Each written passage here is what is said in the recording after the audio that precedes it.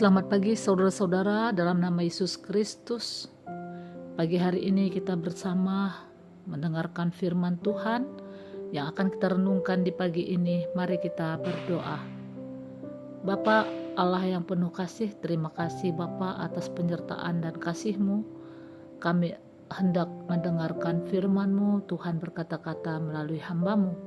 Di dalam Yesus Kristus kami berdoa. Amin. Firman Tuhan bagi kita Galatia 2 ayat 20. Aku telah disalibkan dengan Kristus, namun aku hidup. Tetapi bukan lagi aku sendiri yang hidup, melainkan Kristus yang hidup di dalam aku. Dan hidupku yang kuhidupi sekarang di dalam daging adalah hidup oleh iman dalam Anak Allah yang telah mengasihi aku dan menyerahkan dirinya untuk aku.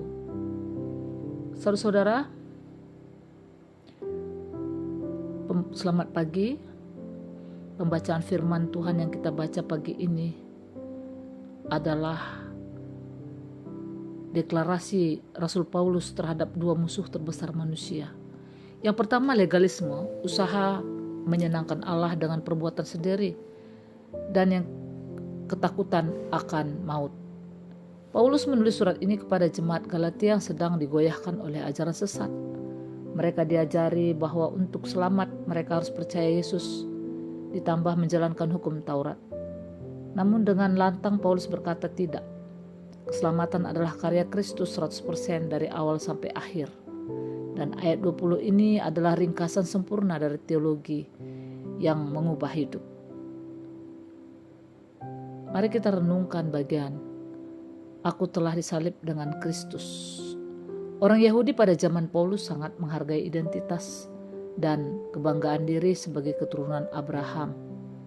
Namun Paulus berkata bahwa semua kebanggaan itu, semua usaha baiknya, semua kesalahannya di masa lalu harus mati. Disalibkan bukan kematian biasa. Salib adalah hukuman yang paling memalukan, menyakitkan, dan lambat. Di kayu salib Yesus menanggung seluruh penghukuman dosa kita. Ketika kita percaya kepadanya secara rohani, kita ada di dalam Dia. Ketika Dia mati, kita mati. Manusia lama kita yang egois, yang haus pujian, yang selalu ingin mengatur jalan hidup sendiri, telah dihukum mati di kayu salib. Bayangkan beban yang dilepaskan. Kita tidak perlu lagi mati-matian membela diri, membenarkan diri, atau menyembunyikan keburukan kita di hadapan Allah. Karena aku yang berusaha itu sudah mati. Hukuman dosa kita sudah lunas. Bukan lagi aku, melainkan Kristus. Inilah bagian yang paling sulit dipahami, tetapi paling indah dari ayat ini. Namun aku hidup, tetapi bukan lagi aku sendiri yang hidup, melainkan Kristus yang hidup di dalam aku. Jika aku yang lama sudah mati, lalu siapa yang hidup sekarang? Apakah Paulus kehilangan kepribadiannya? Tentu tidak. Tetapi sumber hidupnya telah berganti. Dulu sumber hidupnya adalah ambisi, harga diri dan kemampuan sendiri. Sekarang sumber hidupnya adalah Kristus yang tinggal di dalam hatinya. Saudara, sebuah ranting liar bisa dikatakan manusia lama dipotong dan disambungkan ke pohon yang baik, yaitu Kristus. Ranting itu tetap ada bentuknya, tetapi getah dan makanan yang mengalir di dalamnya 100% berasal dari pohon induk. Demikianlah pula kita. Kita tetap menjadi diri kita sendiri dengan kepribadian dan talenta kita. Tetapi kekuatan, hikmat, dan kasih yang menggerakkan kita berasal dari Kristus yang tinggal di dalam kita. Apakah saudara merasa lelah menjadi Kristen? Lelah berusaha sabar tetapi tetap meledak. Lelah berusaha mengampuni tetapi tetap menyimpan sakit hati. Itu karena kita mencoba menghidupkan aku yang sudah mati itu kembali. Kita mencoba menjalani kehidupan Kristen dengan kekuatan daging, kekuatan kita sendiri. Tetapi saudara, rahasianya adalah Kristus tidak memberi kita kekuatan untuk hidup. Kristus ingin hidup melalui kita. Hidup oleh iman dalam Anak Allah. Paulus melanjutkan, dan hidupku yang kuhidupi sekarang di dalam daging adalah hidup oleh iman dalam Anak Allah. Perhatikan kata iman. Iman bukanlah perasaan yang kuat. Iman bukanlah keyakinan yang tidak pernah ragu. Iman dalam bahasa Yunani pistis berarti ketergantungan penuh dan kesetiaan. Hari ini mungkin kita merasa lemah, cemas atau tidak layak.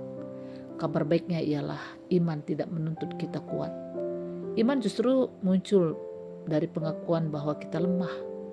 Iman adalah bersandar pada Yesus, seperti seorang bayi bersandar kepada pangkuan ibunya. Setiap pagi kita bangun dan berkata, "Tuhan, aku tidak sanggup menjalani hari ini sendiri. Aku menyerahkan setiap langkahku kepadamu."